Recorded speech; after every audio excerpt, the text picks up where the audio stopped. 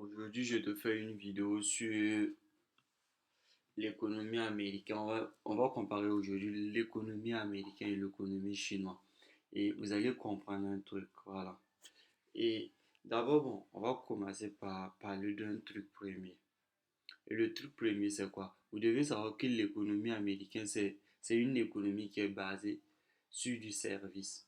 C'est une économie de service. Vous devez savoir ça. L'économie américaine, c'est une économie de service.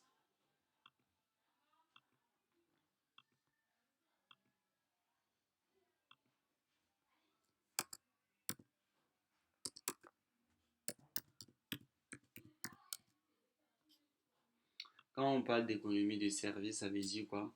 Ça veut dire que bon, c'est plus de la technologie.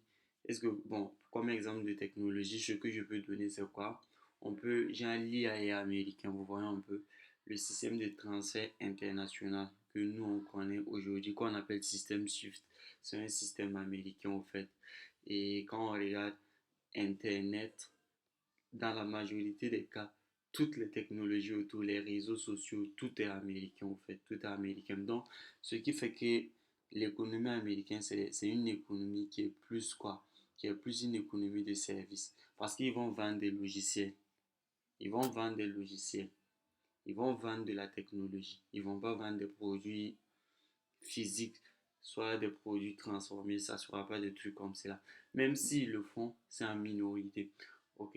Comparé à la Chine, c'est un pays où l'économie, c'est un pays industrialisé. C'est un pays industriel. Est-ce que vous voyez un peu?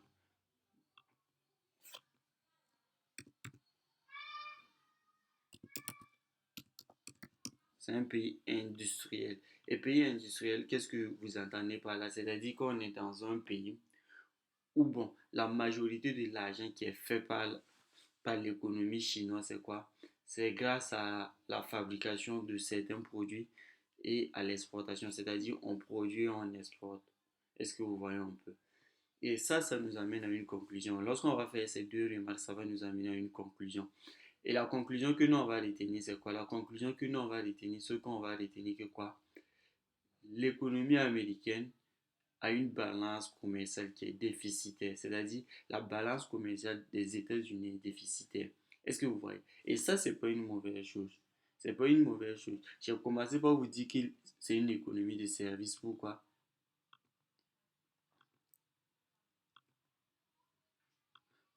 Parce que vu que leur système économique n'est pas basé sur de l'exportation et importation, ce qui fait que c'est normal que l'économie soit déficitaire.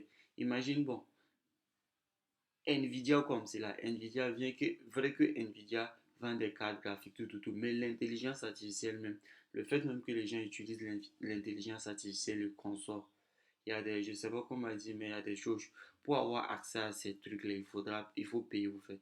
Ce qui fait que ça leur rapporte de l'argent. C'est comme Meta, quand on prend Facebook, les gens utilisent, gens, bon, tu peux pas savoir que tu donnes de l'argent à Facebook. Pourtant, bon, moi en tant que créateur, je sais que j'utilise Facebook pour de la publicité, tout.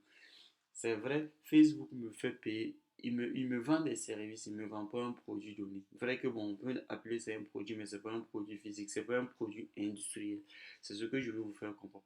Ce qui va faire que ici on aura l'économie des États-Unis qui sera une économie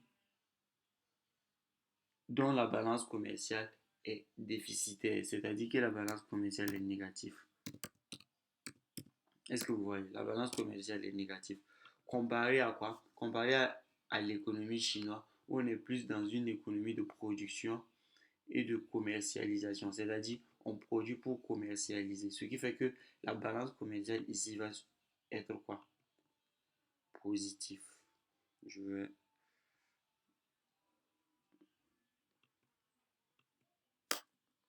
balance commerciale positive. Est-ce que vous voyez? Maintenant, le truc qui revient ici, si vous remarquez, lors, lors des tensions économiques entre ces deux pays-là, entre la Chine et l'Amérique, ce que vous avez remarqué, c'est quoi? C'est que bon, la majorité des pays avaient imposé des taxes douanières. L'Amérique avait imposé des taxes douanières de 30%, c'est ça. Les taxes douanières américaines étaient à 30%. Vous allez comprendre un truc. 30%.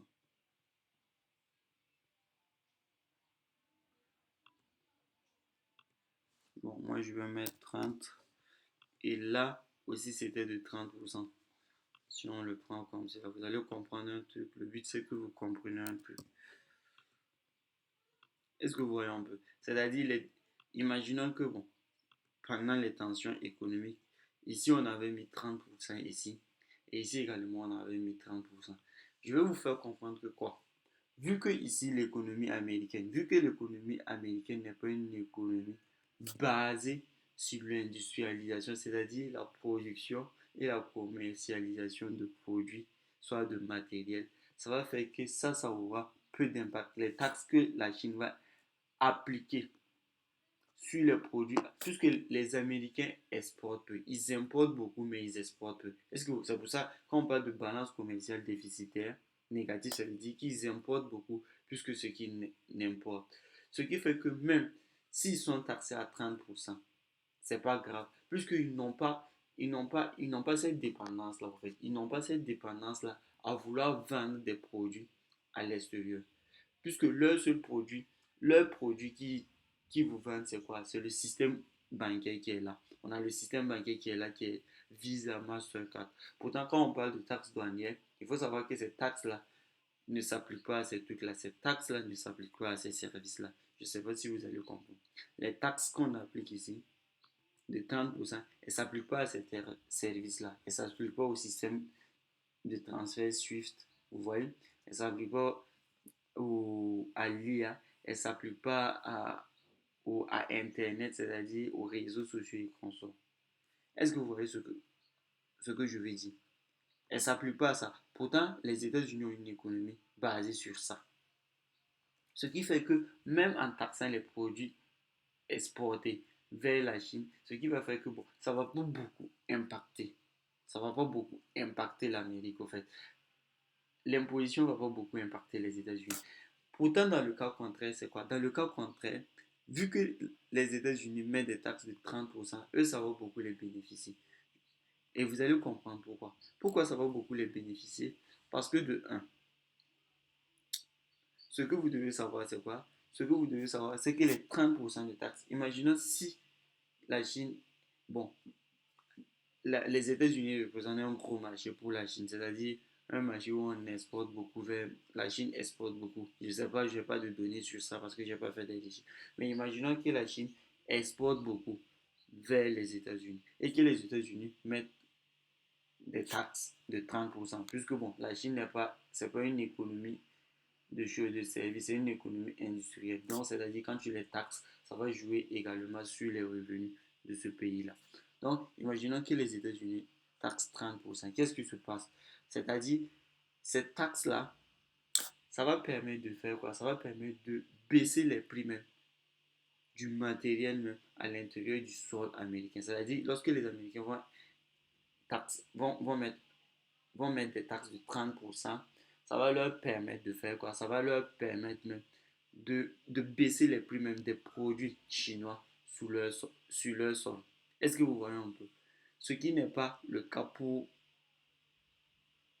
lorsque les États-Unis et lorsque la Chine taxe 30%. Parce que lorsque la Chine taxe 30%, vrai qu'il y a une partie de l'économie américaine qui est industrialisée, mais ce n'est pas la majorité. Donc, ce qui fait que la Chine a toujours besoin de l'économie de services des États-Unis. La Chine a toujours besoin de cette économie. Et comme on dirait, pas de cette économie. Ils ont besoin de la technologie américaine, ils ont besoin de beaucoup de choses américaines. Puisqu'il faut payer, je ne sais pas comment on dit ça, mais il faut payer une certaine somme pour avoir accès à une certaine et choses, technologie. Est-ce que vous voyez un peu? Parce qu'il y a il y a des brevets qui protègent ces technologies-là, en fait. Ce qui fait que même si on taxe les produits américains exportés vers la Chine, ça joue pas grand sur l'économie américaine. Et là, c'est là, moi, je me dis que non, Trump, il est un visionnaire. Parce que dans ce jeu que vous voyez, dans ce jeu de conflit entre Amérique et Chine, il faut savoir que l'Amérique sort vainqueur. L'Amérique sort vainqueur. Et je vais vous dire pourquoi. Parce que actuellement, actuellement, la Chine est déjà en train de baisser ses taux d'intérêt. Parce que la Chine est déjà dans une baisse de taux d'intérêt. Ça a engendré quoi? Des baisses de taux. On a eu des baisses de taux.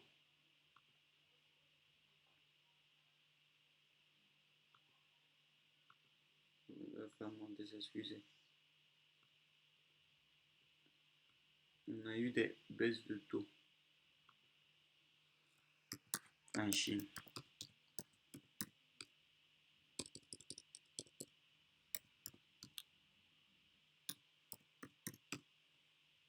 Vous voyez un peu. Et cette baisse de taux-là, je sais que la baisse des taux, dans la majorité des cas ici, c'est pour pouvoir financer ces activités industrielles. C'est pour pouvoir financer ces activités industrielles que vous voyez.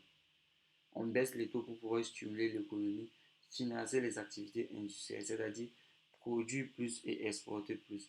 Pourtant, quand les États-Unis vont le faire le 17 septembre, je pense que bon, d'après ce qui est là, c'est que ça se fera le 17 septembre. Vous voyez un peu. Donc, et, qu'est-ce que j'ai foutu?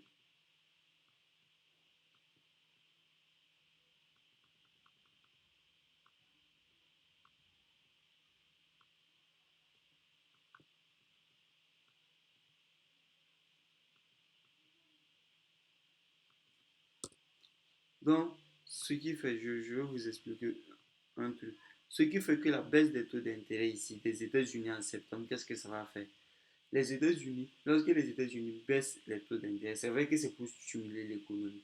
Mais l'économie, c'est une économie de service. C'est-à-dire que l'argent ici qui est fait ici, ça ne sera pas investi de la même manière que l'argent qui est fait ici. Parce que les États-Unis vont plus utiliser cette baisse de taux d'intérêt pour réinvestir dans la technologie et dans